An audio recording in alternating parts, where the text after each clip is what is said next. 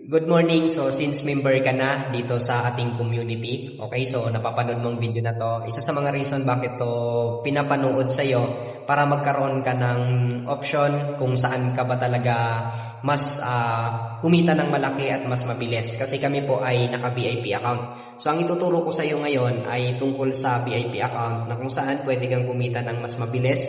Kasi kung ano yung effort na gagawin mo doon sa one account or pro package na na-avail mo last time, yung 7980. So, yun din po yung effort na gagawin mo dito sa VIP account. Pero magkaiba yung kitaan nila. So, para mas maintindihan mo, panoorin mo yung video na to. Mas kailangan, mas mag-focus ka para hindi ka malito or ma-absorb mo yung ituturo ko ngayon or ipapaliwanag. Pero yung optional po ito, nasa sa iyo kung gagawin mo. Ipapakita ko lang yung magiging disadvantage kapag hindi ka nag-VIP account. Tara, panoorin mo to. Okay, so makikita mo dito, meron tayong one account versus four accounts. Okay, so ipapakita ko yung difference nila na same effort lang yung gagawin. So sa in-avail mo last time, so yan yung tinatawag nating pro package na nagkakahalagang 7,980. So dito, ang gagawin natin is gagawan kita ng FAB system. So ito po yung tinatawag na Facebook ads na na-explain po sa iyo before. And itong case system naman, nasa sayo kung i-share mo yung opportunity sa mga kakilala kaibigan mo. Pero ang focus po natin ay FAB system. So magsiset up tayo niyan. So explain namin yan paano ka magkakaroon ng FAB system. Okay, so ngayon, gagawin natin, gumawa ako ng projections. So sa 3 to 6 months, kasi yung negosyo natin ay lifetime. So sabihin na lang po natin sa 3 to 6 months na trinabaho ng system, tapos ikaw, magkaroon ka ng tao na 180 people.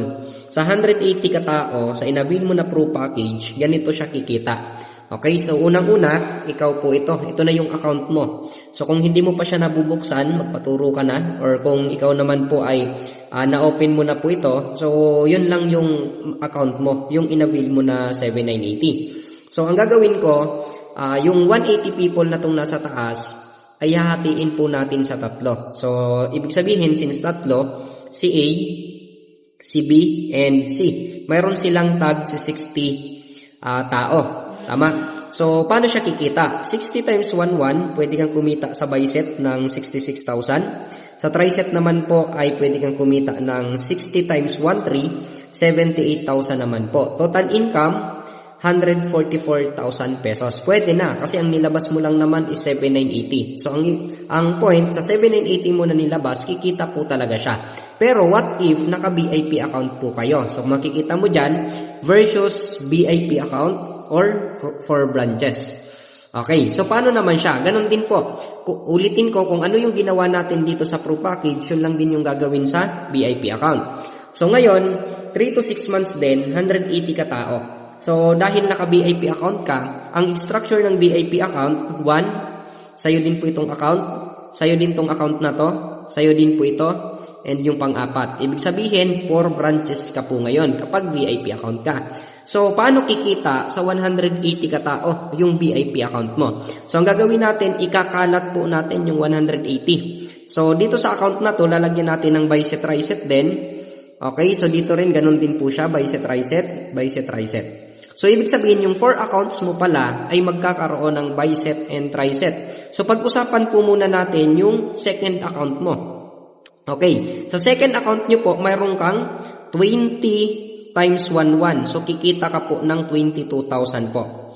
Okay? And sa tricep naman ng second account, 20 times 13, kikita ka ng 26,000. Total income, 48,000 po yung kinita mo. So, ibig sabihin po, sa second account mo, mayroon kang 48,000 po.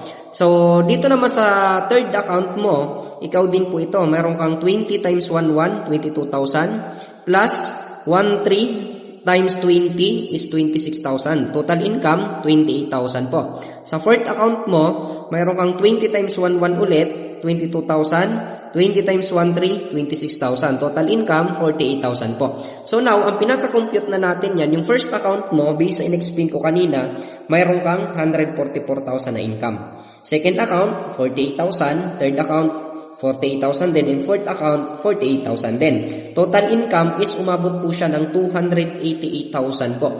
Guys, kung mapapansin mo, kanina kapag one account ka, okay, sa 180 ka tao, mayroon kang 144 income lang. Pero pag VIP account ka, sa 180 katao, mayroon kang 288. Ibig sabihin po, nag-times 2. Nag-times 2 yung income mo, pero magkapareho lang naman sila ng effort. Same number of people, same number ng buwan. So, what if hindi ka nag-VIP? So, ang nakalungkot po dito, kasi sabi ko nga kanina, okay lang naman na naka-pro package ka kasi kikita siya, may 144,000 ka pa din. Pero, so, darating kasi yung time, so what if po, hindi ka nag-VIP account? So, ang kinuha mo lang po ay ito. So, syempre po, dahil ito lang yung kinuha mo, yung susunod na sasali, ilalagay po dito. So, halimbawa, goal nyo po ay mag-VIP kapag kumita na kayo. So, since one account ka dito, ang goal mo ay kapag kumita, syempre po, yung next na sasali dito ilalagay. Magiging tao na po ito. So, ngayon, hindi mo na makukuha yung structure na to. Tama, may sumali po ulit dito, ilalagay dyan, tao ulit, hindi mo na ulit ito makukuha, yung structure na to. So, may sumali ulit sa triset, hindi mo na ito makukuha. Ibig sabihin, nakapix ka na po sa one account. So, what if dumating sa time na itong taong to, sabi na lang natin, after 3 to 6 months, kumikita na lang po ito ng 50,000 monthly. 50,000. So, magkano yung income ng tatlo? Tama, umaabot po siya ng halos 150,000 pesos. Tama ba? So, kung account nyo po, kung naka-VIP accounts ka, kung sa'yo itong apat na to, yung 150, sa'yo pa napupunta.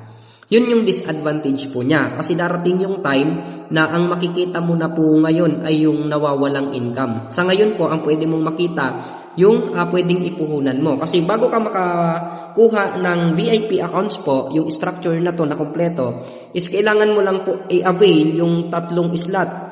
So, yung account number 2, account number 3, and 4. Magkano po ba yan? 7,980, okay, times 3. Total po niyan is 23,940. Okay, so 920. So, ito po yung kailangan mo, 23,920 para maka-VIP accounts po kayo. So, kasi tatlong slot po yan. Pero meron na pong products po siya nakasama. Tama, may another package po siya na tatlo din, depende sa pipiliin mo. So, yan yung advantage at disadvantage po. Kaya kung siseryosohin mo din naman yung business, mas maganda po naka-VIP account ka na. So, ako po naka-VIP account ako. So, makikita nyo naman sa account namin. Kasi hindi kami pumayag na masira yung structure. Kasi imagine natin, yung 180 katao, pag one account, 144. Pero pag VIP, 288,000. So, kumbaga, ginawa mo na rin naman yung business, doon ka na sa mas malaki. Okay pa? So, yan yung VIP account natin. Nasa sayo kung mag-VIP account ka. Pero I suggest bilang founder ng FEBT system, mas maganda doon ka na sa mas malaking kitaan. Kasi same lang din naman yung effort natin. Same lang naman yung gagawin. Magpapatakbo ka ng system plus yung key system mo. So, sayang yung income na nawawala sa'yo.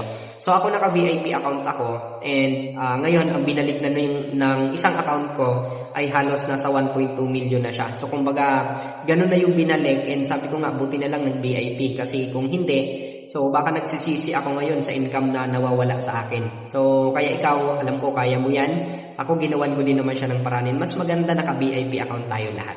Okay, so yun lang yung structure ng VIP accounts natin. And I hope na mag-VIP account ka. And huwag mo nang patagalin kasi mahirap na masira yung structure. Kasi pag may sumali nun sa taong nagpasali sa'yo, sa ilalim mo kasi ilalagay yon. So, pwedeng masira yung structure ng VIP. Kaya hanggat maaari, ako binigyan that time ng 3 days lang. So, hanggat maaari, kausapin mo yung taong nag-invite sa'yo para hindi masira yung structure mo and gawan mo siya ng paraan kung gusto mong mag-VIP accounts. Okay? So, yun guys. I hope na naintindihan mo. And kung hindi naman, pwede kang magtanong po sa taong nag-send sa'yo nito.